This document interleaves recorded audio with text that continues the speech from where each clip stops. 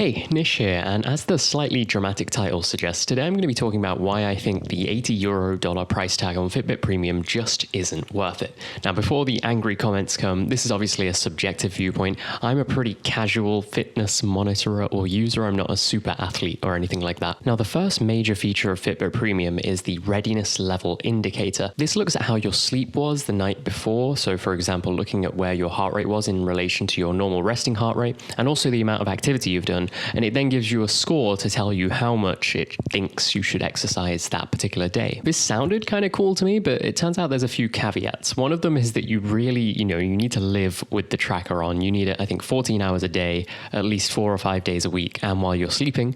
And this is required so that it has enough data to end up giving you that recommendation. Now, I actually had some problems with the strap on the Fitbit Charge 5. I talk about that in the review, which you can look at over here. So, I had to make sure that I was keeping it on a lot to get access to this feature, but then also giving my wrist a break every now and then. Apart from that, I would kind of be looking at the readiness level and trying to analyze how I felt as well. And I never really found that it necessarily lined up exactly. It seemed to just be following quite a simple heuristic, which is if you do lots of exercise and don't sleep much, maybe don't do so much exercise the next day. I didn't think there was anything, really, how much am I really going to optimize my workout by seeing a score of 60 instead of 70 on there. And in general, I think if you're doing strength type training, I think, after a while of training, you should kind of, be able to turn up to your workout and have a decent feel of how your body feels in the first few reps and warm-ups, and that can be an indicator of how hard to push that day. I think if you're probably doing too much exercise and not enough sleep, your body is going to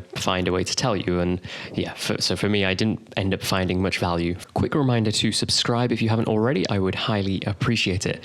The other major algorithmic feature is the advanced sleep tracking. So by default, Fitbit without premium gives you a sleep score, which tells you the overall quality of your sleep out of 100. It also shows you graphically in which phase of sleep you are at each time. But what premium does is uncovers some of those numbers that were already calculated. So for example, with that sleep score out of 100, it tells you the breakdown of the 3 scoring categories. Those 3 categories are the total time spent sleeping, the time in REM, and the percentage of time your heart rate is below your resting heart rate. It's cool and all. I mean, I totally grant it's cool that they can work this out, and it seems plausible. I mean, obviously we have no way to they must have calibrated this on with other types of kit, so it's a good chance that it works well. But really, what do you do with that information? The only interesting thing you get out of that is this profiling feature that they also have on the sleep. So this looks at where your statistics are in relation to the general population, and based on that, it assigns you an animal, which is completely pointless. I mean, apparently I'm a parrot or something because I sleep I'm slightly alert still while I'm sleeping, but I get enough sleep. Just going back to those advanced statistics and whether you actually need them. I mean, again, with the score, I think does a pretty good job of representing the quality of sleep. But you know what also tells you the quality of sleep? How you feel the next day. And I kind of found I was habitually kind of just looking at the sleep score and being like, the sleep score isn't very good and I don't feel very good. How interesting. To be honest, that's getting more into the debate of whether fitness trackers are even useful. And actually, I'm going to have a video coming up very soon where I'm going to discuss, some of the reasons why I don't actually have a fitness tracker anymore. I've just got my Casio watch. So yeah, jumping back to the animal thing. Sorry, I'm getting a bit mixed up with the categories. I mean, calling that an entire feature is just, I don't know. The statistics are more interesting than the actual animal thing. Obviously, you can see which aspects of your sleep are different to the population, but ultimately, I don't know. I think with all these advanced features, if you're really going to be trying to do experiments on yourself and look for a change in the sleep statistics, maybe it could be more useful. But I think, again, as I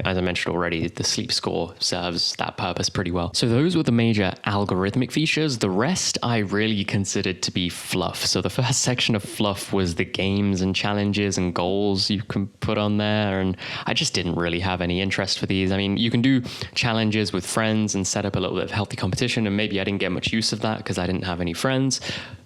It's very sad. But I don't know. I don't know how long these kind of activities and games would engage you for. I think it's the kind of thing which would lose novelty after a while. And also considering, as a premium feature where you're paying almost the cost of the device itself across the year, I don't know what proportion of that €80 I'd be happy to spend on the access to games and challenges. Another feature I had absolutely zero interest in was the workouts and various meditations and yogas and high intensity interval training workouts that are included on the the app. So this is basically, you can just access a load of videos.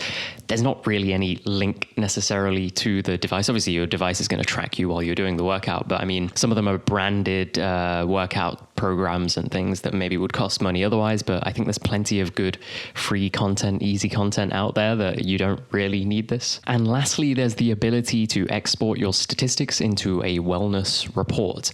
Now, kind of sounds interesting, but I actually did this, and what it appears to do is just basically screenshot the data that's in the app and then put it into a PDF form, which is nice and all. Maybe you can take it to your doctor and have them look at it or something. I'm not really sure exactly what the intended use purpose of it is, but I certainly didn't have any use for that because it's much easier to navigate in the app than to have a PDF. So, and there we have it. There's literally nothing left. Those 5 features that I've gone through are everything you get for paying like €80 or $80 a year. And I'm not sure how many people stick with it.